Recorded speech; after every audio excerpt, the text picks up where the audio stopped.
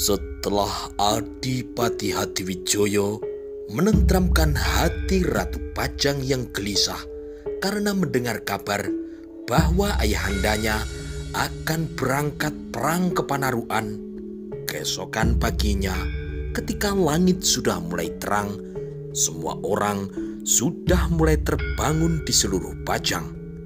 Demikian juga yang terjadi di kota Rajan Demak. Para prajurit kini sudah mulai kegiatan untuk mempersiapkan keberangkatan ke medan tempur. Para prajurit dari berbagai kesatuan sudah bersiap lahir dan batin untuk diberangkatkan besok pagi ke Brangwetan. Di ruang dalam Keraton Kasultanan Demak, pagi itu Kanjeng Sultan Trenggono dihadap oleh para Nayaka Praja Kasultanan Demak.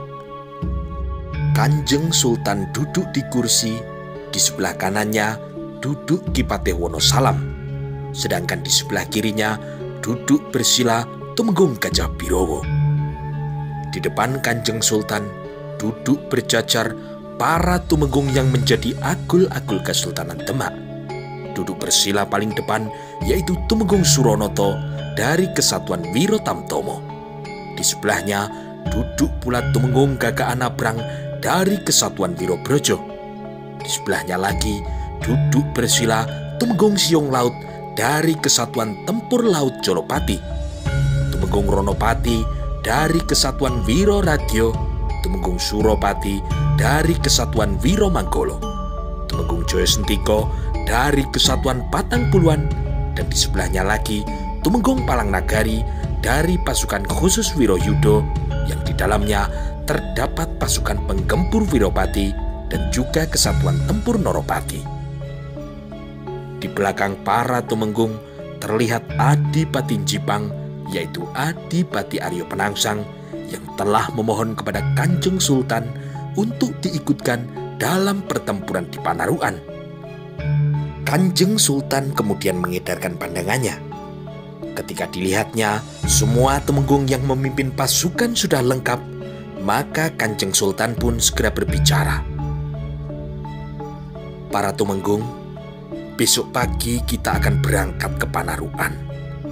Aku harapkan semua pasukan Demak sudah mempersiapkan diri. Setelah kemarin datang 1.000 orang prajurit, maka nanti siang pasukan bantuan dari Brangkulon akan datang lagi lebih dari 1.000 orang prajurit, yang semuanya nanti akan kita berangkatkan esok pagi. Semuanya berangkat bersama-sama dengan prajurit Kesultanan Demak. Dari laporan prajurit Sandi yang bertugas di Brangwetan, kemarin telah bergerak pasukan dari Belambangan untuk membantu Panarukan. Tetapi itu tidak berpengaruh apapun juga. Jumlah prajurit kita jauh lebih banyak. Besok, sewaktu pasukan Demak bertemu dengan pasukan Panarukan, gelar yang kita gunakan adalah gelar Sapeturang. Aku yang akan bertindak sebagai Senopati Agung, dibantu oleh 2 orang Senopati Pengapit yang berada di sebelah kanan dan di sebelah kiri, kata Kanjeng Sultan Trenggono. Tumenggung Palang Nagoro, kata Kanjeng Sultan. Dawuh dalem Kanjeng Sultan, kata Tumenggung Palang Negoro, pemimpin pasukan khusus Wiroyudo. Nanti pasukan tempur Wiropati dan pasukan Noropati yang tergabung dalam pasukan Wiroyudo berada di sapit kanan dan sapit kiri gelar Sapeturang, dilapis oleh pasukan Wiro Radio yang bersenjatakan tombak, yang nanti akan dipimpin langsung oleh Tumenggung Ronopati. Sedangkan ekor gelar yang akan menusuk dari arah pesisir berupa 600 prajurit dari pasukan tempur laut yang dipimpin langsung oleh Tumenggung Siung Laut. Lanjut kata Kanjeng Sultan. Besok, setelah kedua pasukan berhadapan, aku akan mengangkat 2 orang tumenggung sebagai Senopati Pengapit kanan dan Senopati Pengapit kiri. Tugas Senopati Pengapit sangat berat karena harus berhadapan dengan Senopati Pengapit di sayap kanan dan di sayap kiri lawan. Para tumenggung banyak yang menghela nafas, untuk melepaskan ketegangan yang menyelimuti diri mereka. Kedudukan sebagai seorang senopati pengabit adalah suatu kehormatan yang tinggi. Mereka dipercaya oleh Kanjeng Sultan yang menjadi Senopati Agung Kesultanan Demak untuk memimpin pasukan di sayap kanan atau di sayap kiri. Tumenggung Siung Laut, kata Kanjeng Sultan Trenggono. Dawuh dalem Kanjeng Sultan, kata Tumenggung Siung Laut. Besok pagi sudah bisa diberangkatkan 20 perahu yang nanti akan membayangi perjalanan pasukan yang bergerak di darat. Sisanya 8 buah perahu persiapkan di tepi Bengawan yang sangat lebar di sebelah barat Gresik untuk menyeberangkan ribuan prajurit Demak dan Brangkulon. Seberangkan semua prajurit ke sebelah timur Bengawan siang dan malam, kata Kanjeng Sultan Trenggono. Sendika dawuh Kanjeng Sultan, jawab Tumenggung Siung Laut. Tumenggung Jaya Sentiko, dawuh dalem Kanjeng Sultan. Dan kau Aryo Penangsang, dawuh dalem Pamanda Sultan. Tidak semua prajurit akan diberangkatkan ke Brangwetan. Kita sisakan 1000 prajurit cadangan yang siap berangkat setiap saat menyusul ke Brangwetan.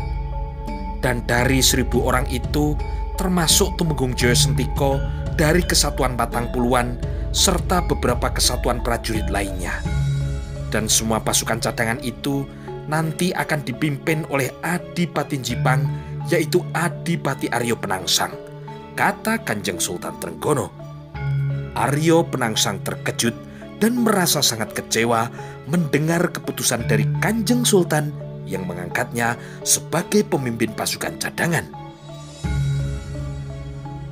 Kenapa aku tidak dijadikan salah seorang senopati pengabit, tetapi malah dijadikan pemimpin pasukan cadangan yang memimpin 1000 prajurit yang nanti mungkin hanya bisa menunggu di Demak, kata Adipati Aryo Penangsang dalam hatinya.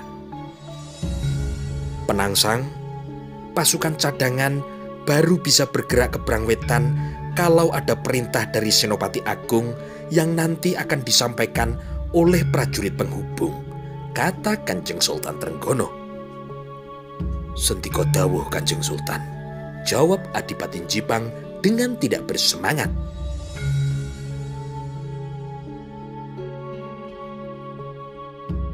Tumenggung Suropati, kata Kanjeng Sultan Trenggono.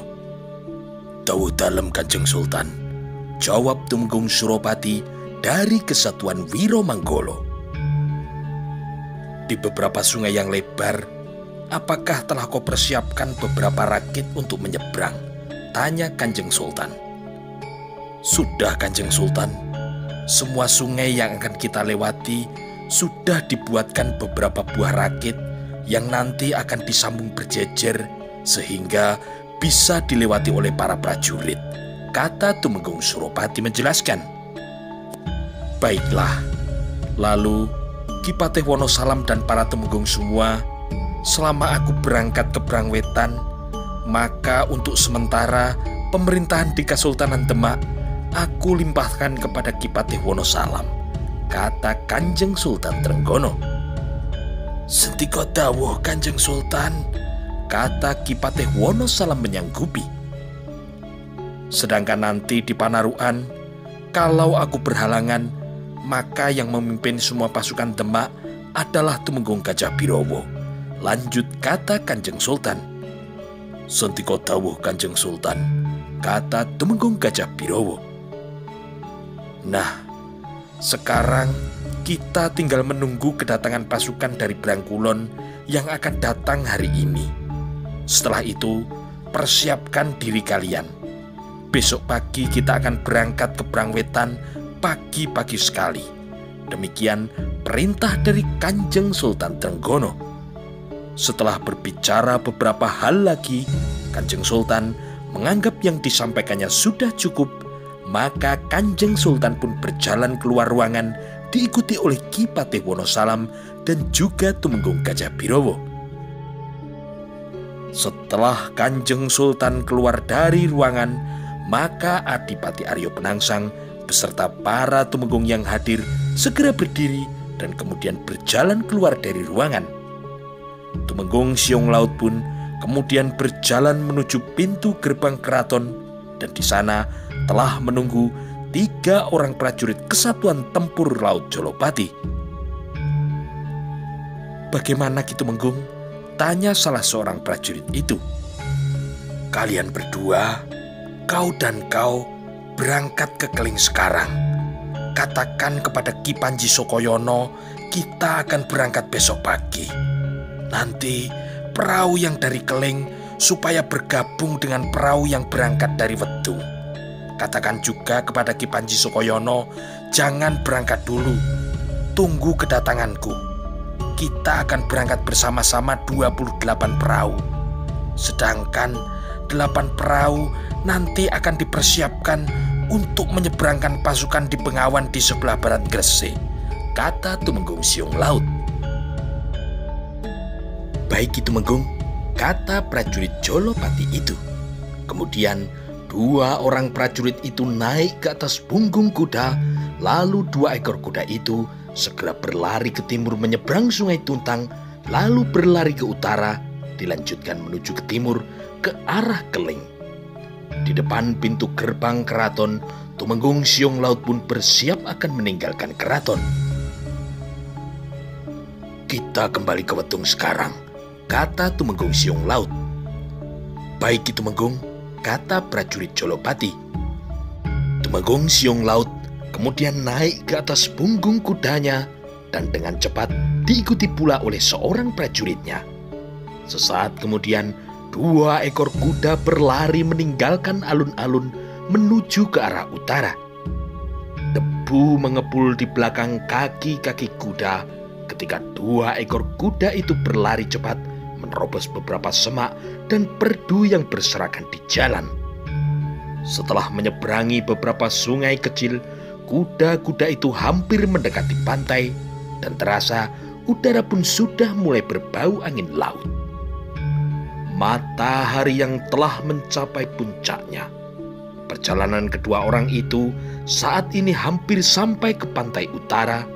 Dari jauh terlihat beberapa buah bangunan dari kayu yang digunakan sebagai tempat pemusatan pasukan Jolopati di daerah Wedung. Ketika kedua ekor kuda itu semakin dekat, maka terlihatlah ratusan orang yang berada di sekitar bangunan. Sedangkan di pesisir pantai terlihat belasan perahu yang siap untuk diberangkatkan ke Panarukan. Di depan bangunan yang agak besar, Tumenggung Siong Laut menghentikan kudanya, lalu seorang prajurit Jolopati berlari mendekati dan memegang kendali kudanya. Di dekatnya, seorang prajurit mendekat dan menyapa Ki Tumenggung Siong Laut. "Ki Tumenggung," kata orang itu. Tumenggung Siong Laut pun menoleh, kemudian ia berkata, "Ki Ronggo Prawiro, kumpulkan semua lurah prajurit sekarang." "Baik Ki Tumenggung," kata Ki Ronggo Prawiro. Kemudian Ki Ronggo Prawiro menemui beberapa orang prajurit Jolopati, lalu memerintahkan untuk memanggil semua lurah Jolopati. Tak lama kemudian, belasan orang lurah Jolopati telah memasuki ruangan dan di sana telah menunggu Tumenggung Siong Laut bersama Ki Ronggo Prawiro. Ki Tumenggung yang dihadap belasan lurah prajurit kemudian menjelaskan titah dari Kanjeng Sultan Trenggono tentang keberangkatannya ke Panarukan. "Kita berangkat 20 perahu bersama pasukan kita yang berada di Keling. Sedangkan 8 buah perahu dipakai untuk menyeberangkan pasukan di Bengawan di sebelah barat Gresik. Ki Ronggo Prawiro, nanti kau pimpin 8 buah perahu yang dipersiapkan untuk penyeberangan di Bengawan dekat Gresik," kata Tumenggung Siong Laut. Ketika Tumenggung Siong Laut sedang berada di ruangan bersama dengan belasan lurah Jolopati, maka pada saat yang bersamaan prajurit Wiromanggolo yang berangkat dari Pajang telah sampai di kota Rajan Demak. Kemudian mereka pun bergabung dengan pasukan Wiromanggolo yang telah terlebih dahulu berada di kota raja. Matahari kini telah condong ke barat ketika lebih dari 1.000 orang prajurit dari Jayakarta, Banten, dan tambahan prajurit dari Cirebon telah memasuki kota Raja Demak. Suasana kota raja pun bertambah ramai dengan kedatangan para prajurit dari Brangkulon. Mereka ditampung di beberapa bangunan yang baru saja dibuat oleh para prajurit Wiromanggolo. Ratusan orang yang bertugas di dapur pun bertambah sibuk. Beberapa pedati yang memuat bahan makanan juga telah mengalir ke kota raja. Ketika matahari telah tenggelam di Cakrawala, maka langit pun perlahan-lahan meredup. Suasana di kota raja pun masih terlihat ramai karena ribuan prajurit yang telah siap untuk diberangkatkan besok pagi kini sudah berkumpul. Malam yang gelap perlahan-lahan menjadi semakin terang dengan terbitnya sang mentari di ufuk timur. Dan ketika hari menjadi semakin terang, suasana di alun-alun Demak menjadi ramai dengan berkumpulnya para prajurit yang akan berangkat ke Brangwetan. Secara berkelompok, prajurit dari berbagai kesatuan datang dari berbagai arah memadati alun-alun dengan memakai pakaian yang berwarna-warni dari berbagai kesatuan prajurit Demak. Alun-alun telah terlihat padat dengan ribuan prajurit melebar ke beberapa jalan sekitar alun-alun, bahkan memenuhi jalan yang menuju ke Asem Arang. Di samping pasukan yang bersenjatakan pedang, terdapat pula kesatuan prajurit yang bersenjatakan tombak, panah, dan beberapa puluh pasukan berkuda. Di depan gerbang keraton, tampak Kanjeng Sultan Trenggono didampingi oleh Tumenggung Gajah Birowo dan Tumenggung Suronoto dari Kesatuan Pengawal Raja Wiro Tamtomo. Di sebelahnya tampak juga berdiri semua pimpinan kesatuan prajurit Demak seperti Tumenggung Gagah Anabrang dari Kesatuan Wirobrojo, Tumenggung Ronopati dari Kesatuan Wiroradyo, Tumenggung Suropati dari Kesatuan Wiromanggolo, Tumenggung Joyosantiko dari Kesatuan Patang Puluhan, dan di sebelahnya lagi Tumenggung Palangnegoro dari pasukan khusus Wiroyudo. Di belakang Kanjeng Sultan tampak seorang prajurit yang memegang songsong Kesultanan Demak yang berwarna kuning. Di belakangnya berdiri pula putra mahkota Kesultanan Demak, yaitu Sunan Prawoto bersama dengan Ratu Prawoto. Di sebelahnya tampak juga Pangeran Hadiri atau Pangeran Kalinyamat beserta dengan Ratu Kalinyamat. Kemudian di sebelahnya lagi berdiri Ki Patih Wonosalam, lalu yang paling ujung berdiri adalah Adipati Jipang, yaitu Adipati Aryo Penangsang. Kadang Sentono Kraton Demak yang tidak kelihatan hadir hanya Adipati Bajang, yaitu Adipati Hatiwijoyo beserta Ratu Mas Cempoko. Mereka tidak hadir karena Kanjeng Sultan melarang mereka untuk datang menyaksikan keberangkatannya ke Panarukan. Demikian juga dengan Kanjeng Sunan Kudus dan juga Kanjeng Sunan Kalijogo. Mereka juga tidak terlihat di antara semua yang hadir di depan pintu gerbang keraton. Kanjeng Prameswari juga tidak terlihat bersama Kanjeng Sultan, tetapi Kanjeng Prameswari lebih senang berada di dalam kamar bersama dengan putra bungsunya, yaitu Pangeran Timur. Sedangkan yang duduk di pangkuan Kanjeng Sultan adalah cucu satu-satunya, putra dari Sunan Prawoto, Raden Aryo Pangiri. Kanjeng Sultan kemudian mengedarkan pandangannya dan dilihatnya para prajurit Demak beserta prajurit dari Brangkulon telah memenuhi alun-alun Demak. Bahkan terlihat memanjang memenuhi jalan yang menuju ke barat. Kemudian dilihatnya pula beberapa bendera kesatuan prajurit yang berkibar megah di udara pagi kota Raja Demak. Di samping bendera-bendera kesatuan prajurit yang berkibar, terdapat beberapa bendera gula kelapa yang berukuran sedang.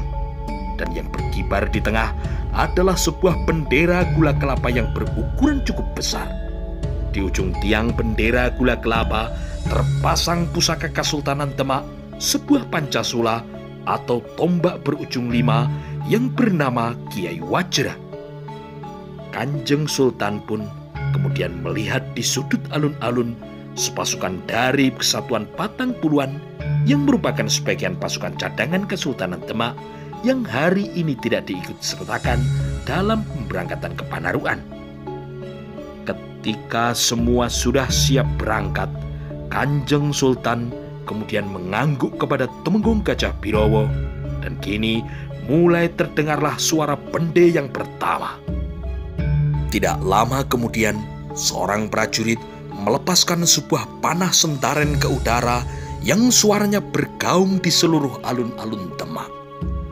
Mendengar gaung suara panah sentaren, maka pasukan Seklar Sepapan yang tengah berada di alun-alun kini segera mempersiapkan diri mereka untuk berangkat menuju ke timur.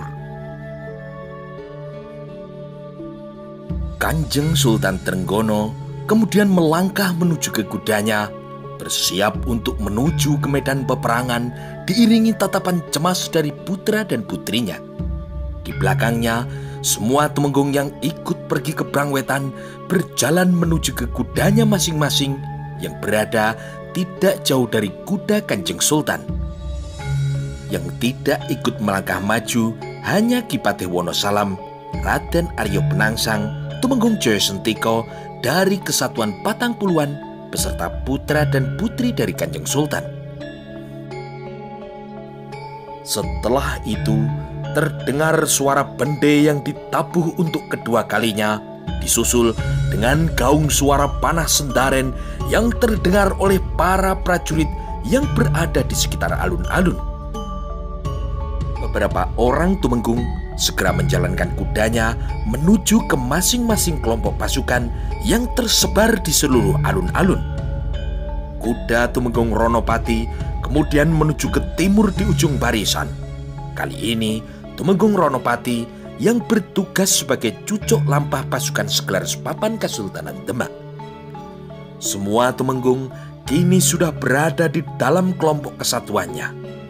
Hanya Tumenggung Gajah Birowo dan Tumenggung Suroroto yang tetap berada di kanan dan kiri Kanjeng Sultan, dikelilingi oleh ratusan prajurit Wirotamtomo. Kanjeng Sultan Trenggono yang memakai busana kesatrian terlihat gagah berada di atas punggung kudanya, diapit oleh dua orang Tumenggung Wirotamtomo, yaitu Tumenggung Gajah Birowo dan juga Tumenggung Suronoto. Ketika terdengar suara bende yang ketiga kalinya, maka panah sentaren pun meluncur lagi ke udara dan bergeraklah di ujung pasukan Demak yang berderap gagah menuju ke medan pertempuran untuk menggempur Panarukan. Tumenggung Ronopati dari Kesatuan Wiro Radio yang menjadi Jujuk Ing Lampah segera menjalankan kudanya tidak terlalu cepat. Ia kemudian diikuti oleh pasukan yang di belakangnya. Para pasukan pun kini sudah mulai bergerak cepat ke timur dengan berjalan. Bendera kesatuan mereka pun berkibar megah ditiup angin pagi bumi Demak. Belum lama gerak maju pasukan Demak, Tumenggung Ronopati sebagai cucuk lampah sudah sampai di tepi sebelah barat Sungai Tuntang yang sudah diratakan sehingga tepi sungai pun menjadi landai. Demikian banyaknya prajurit yang akan menyerang Panarukan sehingga cucuk lampah yang telah sampai di Sungai Tuntang, ekor barisan masih tertahan di alun-alun. Tumenggung Ronopati kemudian melihat ke arah sungai, dan di sungai yang airnya mengalir jernih pelan ke utara telah berjajar 5 buah rakit dari bambu yang diatur sambung menyambung dari tepi sungai sebelah barat hingga ke sebelah timur. Di tengah sungai ditancapkan ke dasar sungai belasan kayu dan bambu yang kuat untuk menahan rakit agar supaya tidak hanyut terkena aliran sungai. Belasan kayu dan bambu ditancapkan di kedua sisi rakit. Yang sebelah selatan, rakit diikat kuat dengan kayu yang telah ditancapkan. sebuah jembatan apung yang sengaja dibuat oleh para prajurit Wiromanggolo untuk melancarkan penyeberangan ribuan prajurit Demak. Maka kini dimulailah penyeberangan pasukan Segelar Sepapan dari tepi sebelah barat ke timur. Ketika para prajurit mulai melangkah menuruni tepi sungai dan berjalan di atas rakit, maka Ki Ronggo Pitekso yang berdiri di tepi sungai berteriak keras, "Lari prajurit!" Maka para prajurit yang berada di atas rakit pun berlari cepat ke seberang, sehingga perjalanan pun kembali menjadi lancar. Tumenggung Ronopati kemudian menyusul berlari menyeberang di atas rakit, dan tidak lama kemudian sampailah Ki Tumenggung ke tepi sungai sebelah timur. Tanah di tepi sungai sebelah barat maupun timur yang telah dibuat menjadi landai sehingga mempermudah gerak maju para prajurit yang berlari di atas rakit.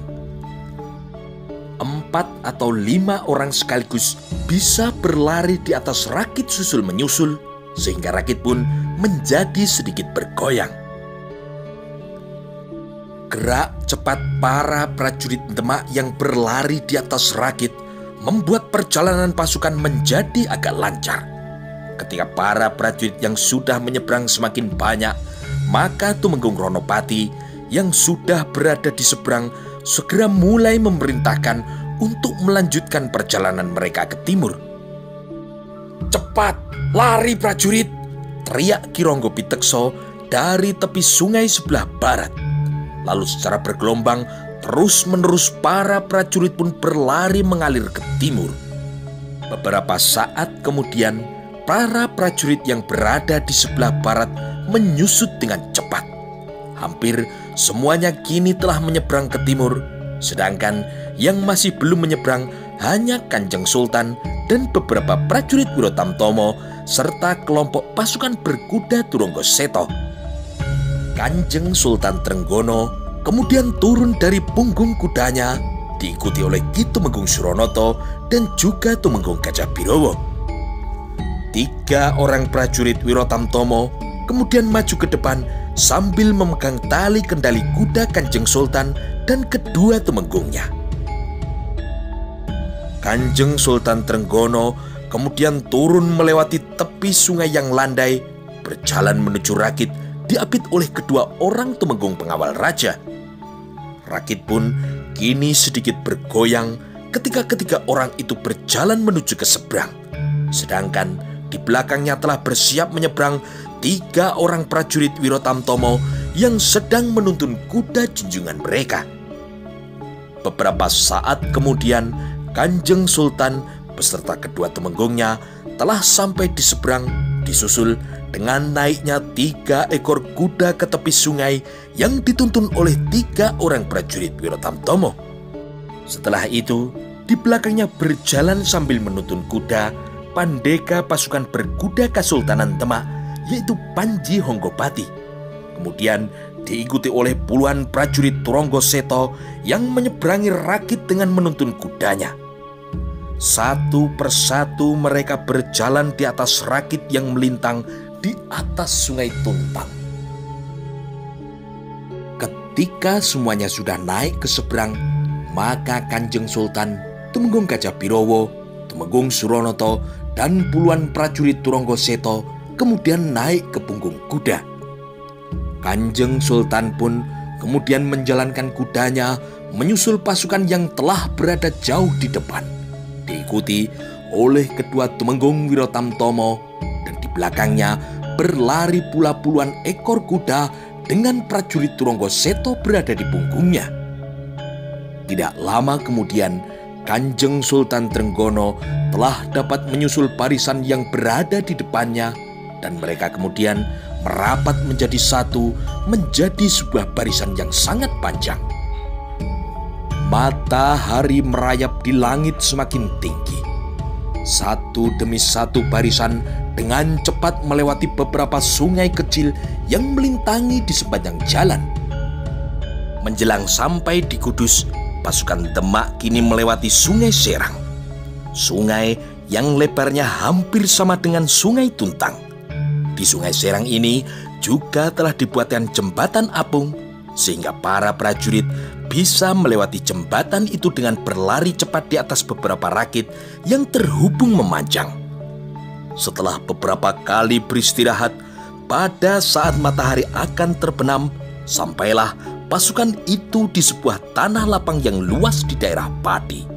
Sebuah tanah lapang yang tidak jauh dari sebuah sungai yang dapat dipakai untuk membersihkan diri. Di sana sudah terdapat beberapa buah gubuk yang telah dibangun oleh para prajurit. Beberapa hari yang lalu, di sudut lapangan, ada beberapa pedati yang memuat bahan makanan yang nantinya akan digunakan untuk makan malam ribuan prajurit. Di sampingnya, ada juga beberapa kuda beban yang sebagian bebannya kini telah diturunkan. Pedati-pedati itu, sebagian pasokan bahan makanannya berasal dari beberapa petinggi di daerah Pati yang ikut mendukung penyerangan Demak ke Brangwetan. Kanjeng Sultan Trenggono kemudian memasuki sebuah gubuk bersama dengan kedua Tumenggung Wirotamtomo. Sebuah gubuk yang di dalamnya terdapat songsong Kesultanan Demak. Ketika malam telah menyelimuti tanah lapang tempat pasukan Demak bermalam, seorang prajurit Wirotamtomo yang berkerudungkan kain panjang sambil bersandar di sebatang pohon sedang berbicara dengan seorang prajurit yang berada di sebelahnya. "Mudah-mudahan pedang pendekku masih ada gunanya di peperangan nanti, Somo," kata prajurit Wirotamtomo itu. "Iya, Tumpak, mudah-mudahan kita masih bernasib baik," kata Somo sambil menguap kelelahan setelah sehari penuh berjalan kaki dari kota Rajan Demak hingga ke Pati. Tumpak hanya menghela nafas panjang. Ia berusaha untuk tidur agar besok ia masih mampu berjalan sehari penuh lagi. "Tidurlah, biar besok tenagamu bisa pulih kembali," kata Tumpak sambil menarik kainnya lebih rapat lagi sehingga semua kainnya kini menutupi seluruh tubuhnya. Malam itu hanya suara binatang malam yang memenuhi udara di perkemahan. Seisi perkemahan pun telah terlelap tidur dengan berselimutkan kain yang panjang. Ketika lintang Panjerino bersinar semakin cemerlang, fajar pun kini mulai pelan-pelan menyingsing. Seisi perkemahan juga telah terlihat menggeliat terbangun. Ribuan prajurit kemudian mendapat jatah makan pagi, lalu bersiap untuk melanjutkan perjalanan mereka menuju ke timur. Ketika matahari mulai menapak di langit sebelah timur, barisan segelar sepapan Kesultanan Demak beserta ribuan prajurit dari Brangkulon kini telah mulai bergerak ke timur. Beberapa sungai kecil yang melintang di jalan telah dapat dilalui dengan mudah. Bahkan Sungai Juwono yang selebar Sungai Serang pun juga telah dapat dilewati oleh para prajurit dengan berlari di atas jembatan apung yang telah dibuat mereka. Matahari kini telah condong ke barat ketika pasukan Demak yang berjalan ke timur telah melewati daerah Lasem. Barisan yang panjang saat itu menyusuri tepi pantai, dan di arah utara tidak jauh dari pantai terlihat puluhan perahu dari pasukan tempur laut Jolopati yang membayangi perjalanan pasukan yang berjalan kaki itu terlihat. "Itu pasukan Jolopati," kata Tumpak kepada prajurit di sebelahnya.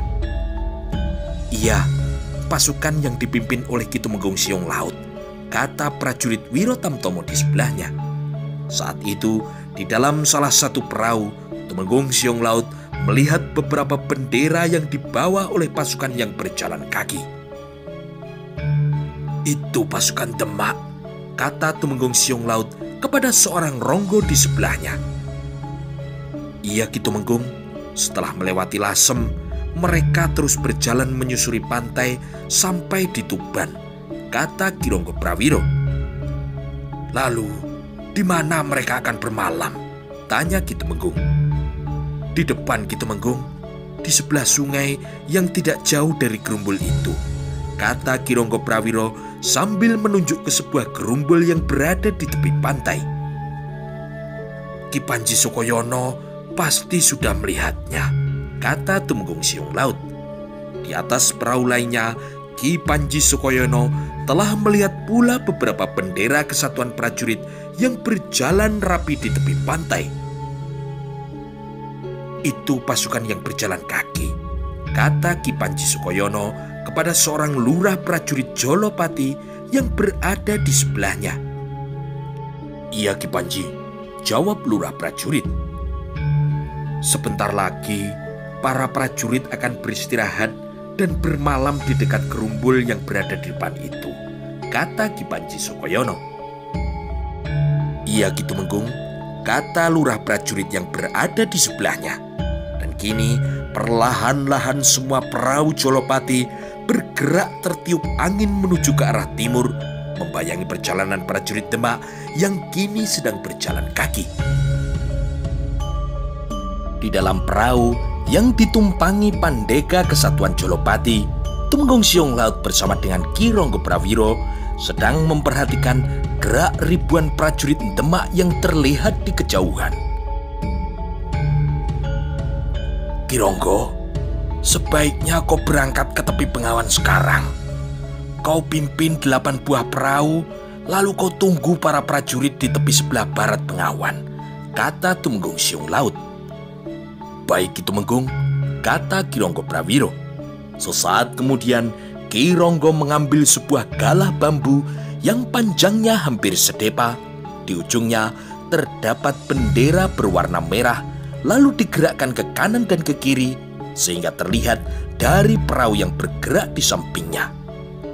Tidak lama kemudian sebuah perahu yang berukuran agak kecil bergerak mendekati perahu Ki Tumenggung. Dan setelah kedua perahu menjadi dekat, maka Ki Ronggo Prawiro pun melompat pindah ke perahu di sebelahnya. Ketika senja telah membayang, Ki Tumenggung melihat pasukan Demak berhenti di pinggir pantai yang landai dan agak luas. Maka Ki Tumenggung kemudian memerintahkan perahu untuk berhenti tidak jauh dari perkemahan prajurit Demak. Seorang prajurit Jolopati kemudian mengibarkan bendera berwarna hitam, dan sesaat kemudian perahu-perahu itu pun berhenti, kecuali 8 perahu yang berukuran agak kecil yang kemudian meneruskan perjalanan masuk ke dalam muara Bengawan di sebelah barat Gresik. Beberapa prajurit mengeluarkan beberapa buah batu pemberat yang diikat dengan tali dan diturunkan ke dasar laut. Batu-batu itu digunakan sebagai jangkar agar supaya perahu tidak hanyut terseret arus laut. Beberapa perahu telah berhenti meskipun perahu masih sedikit bergoyang karena terkena alun ombak yang bergelombang menuju ke pantai. Di perahu yang lain, Ki Ronggo Prawiro kemudian memimpin 8 buah perahu yang terus berlayar menuju ke timur, meneruskan perjalanan serta meninggalkan perahu-perahu lainnya yang telah berhenti di belakangnya. Tumenggung Siung Laut kemudian melihat 8 buah perahu yang menuju ke muara Bengawan telah melaju semakin jauh ke arah timur.